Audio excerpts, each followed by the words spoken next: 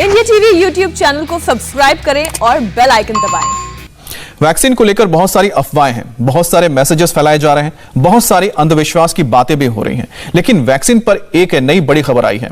इस वक्त भी देश के करोड़ों लोग वैक्सीन के इंतजार में बैठे हैं और अच्छी खबर यह है कि बच्चों से लेकर बुजुर्गों तक सबकी वैक्सीन आने वाली है।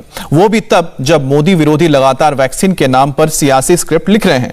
मगर ये रिपोर्ट देखकर आप समझ जाएंगे कि वैक्सीन के लिए मोदी सरकार कैसे युद्ध स्तर पर काम कर रही है।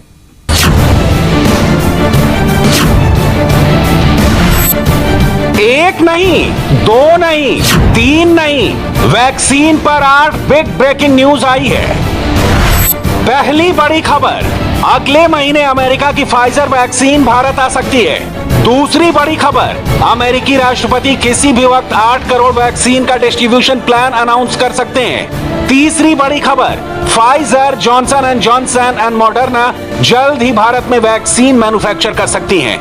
चौथी बड़ी खबर, World Health Organization Bharat Biotech की made in India vaccine Covaxin को अप्रूवल दे सकती है। पांचवी बड़ी खबर, सीरम इंस्टीट्यूट बहुत जल्द स्पुतनिक वी वैक्सीन की मैन्युफैक्चरिंग भारत में ही कर सकती है। छठी बड़ी खबर, मोदी सरकार ने बायोलॉजिकल ई से कोरोना वैक्सीन के 30 करोड़ डोज की डील लगभग कंफर्म कर दी है। सातवीं बड़ी खबर, 12 से 18 साल के बच्चों के लिए जाइडस वैक्सीन की जी-कोडी वैक्सीन के ट्रायल के लिए 80% एनरोलमेंट हो चुकी है।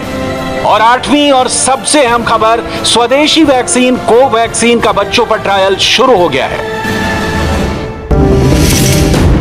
मोदी दिसंबर 2021 तक हर भारतीय को वैक्सीनेट करने वाले प्लान पर काम कर रहे हैं। मगर राहुल कौन जिम्मेदार? सिर्फ और सिर्फ मोदी जिम्मेदार का नारा बुलंद कर रहे हैं। प्रियंका भी वैक्सीन की बात करती हैं और अंधेर वैक्सीन नीति के बहाने मोदी विरोध की पटकथा फैलाती हैं। और जब इतने से भी मन नहीं भरता तो पहले कांग्रेस का माउथपीस नेशनल हेराल्ड मोटे मोटे लेटेस्ट में हेडलाइंस देता है। 2021 के अंत तक वैक्सीनेशन को असंभव बताता है और कांग्रेस पार्टी की ट्विटर लाइन पर सेम हेडलाइन चिपका दी जाती है।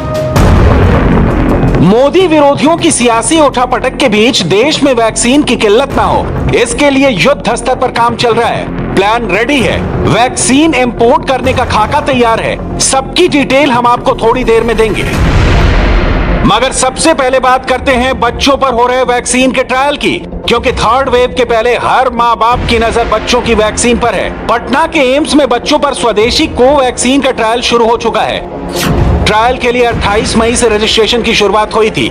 108 बच्चों ने अपनी मर्जी से रजिस्ट्रेशन कराया है। 15 बच्चों के क्लिनिकल ट्रायल के बाद 3 को ट्रायल के लिए सेलेक्ट किया गया। तीनों बच्चों को पहली डोज मिल चुकी है और 28 दिन के बाद इन्हें कोवैक्सीन की दूसरी डोज दी जाएगी। इस दौरान उनकी पूरी देखरेख की जाएगी। ट्रायल के लिए बच्चों को उनकी उम्र के आधार पर 3 ग्रुप्स में बांटा गया है। ये 3 एज ग्रुप हैं, 2 से 5 साल, 6 से 12 साल और 12 से 18 साल। बच्चों पर मेड इन इंडिया वैक्सीन के ट्रायल से जुड़ी अच्छी खबर यह है कि अभी तक किसी भी बच्चे को कोई साइड इफेक्ट नहीं है। ये खुशखबरी खुद कोवैक्सीन ट्रायल के principal investigator doctor CM Singh ने दी है। गौर से सुनिएगा। ये हम लोग पिछले फ्राइडे से शुरू किए हैं, उसमें बच्चों को हमने इनरोल किया।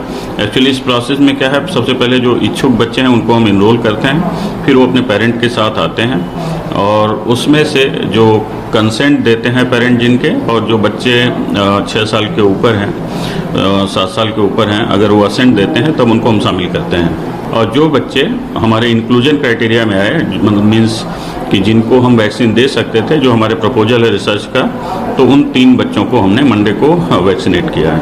अभी तक वो तीनों बच्चे बिल्कुल स्वस्थ हैं, उनको कोई ऐसा साइड इफेक्ट नहीं हुआ है।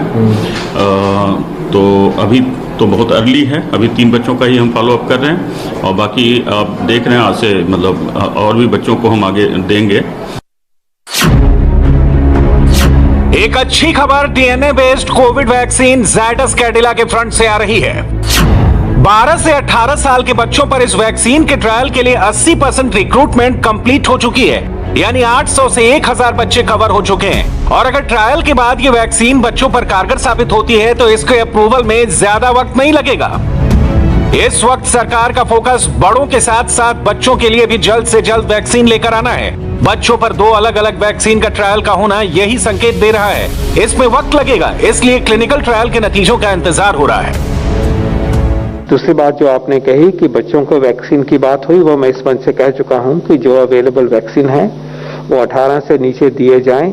इसके बारे में अभी तक हमारे पास बिना डेटा के, बिना एक्सपीरियंस के, बिना ट्रायल के कहना उचित नहीं होगा। कुछ वैक्सीन बाहर के देशों में जो बच्चों तक पहुंचे हैं उनका डेटा मिल गया है। हमारे देश में कोवैक्सीन का बच्चों पे ट्रायल है और जो एक वैक्सीन बन रहा है जाइडस द्वारा, डीएनए वैक्सीन है, उसमें भी बच्चे सम्मिलित हैं। जैसे ही ये साइंटिफिक डेटा मिलेगा जो प्रूव करता है कि बच्चों के में देना सेफ है और बच्चों में इम्यूनोजेनिसिटी आती है, ऐसा कॉन्फिडेंस हमारी साइंटिफिक कम्युनिटी को होगा तो फिर हम आगे बढ़ेंगे। हम उम्मीद करते हैं कि यही ऐसे ही चलेगा और बच्चों को हम बचाएंगे। सरकार ने टारगेट रखा है कि दिसंबर 2021 तक देश की एक बड़ी आबादी को पूरी तरह वैक्सीनेट कर दिया जाएगा। ये कहने में आसान लगता है मगर टास्क मुश्किल है, इसलिए अभी से वॉर फुटिंग पर काम चल रहा है। केंद्र सरकार ने एक बड़ी डील फाइनल कर ली है। मोदी सरकार ने हैदराबाद की वैक्सीन निर्माता कंपनी बायोलॉजिकल ई से वैक्सीन की 30 करोड़ डोज का करार कर लिया है। ये वैक्सीन अगस्त से दिसंबर 2021 के बीच बनाई जाएगी और स्टोर करके रखी जाएंगी। सरकार की तरफ से इसके लिए कंपनी को 1500 करोड़ रुपए का एडवांस पेमेंट भी कर दिया गया है। पहले और दूसरे फेज के ट्रायल में पॉजिटिव रिजल्ट आने के बाद बायोलॉजिकल ई फिलहाल इस वैक्सीन के तीसरे फेज का क्लिनिकल ट्रायल कर रही है। ये वैक्सीन एक आरबीडी प्रोटीन सब यूनिट वैक्सीन है। खास बात यह भी है कि भारत बायोटेक की कोवैक्सीन के बाद ये दूसरी मेड इन इंडिया वैक्सीन होगी।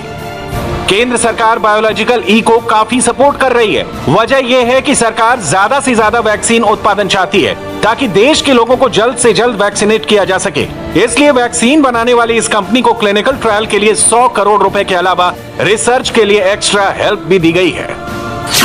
वैक्सीन का प्रोडक्शन बढ़े, इसके लिए अब सीरम ने स्पुतनिक वी वैक्सीन बनाने के लिए भी डीसीजीआई से इजाजत मांग ली है।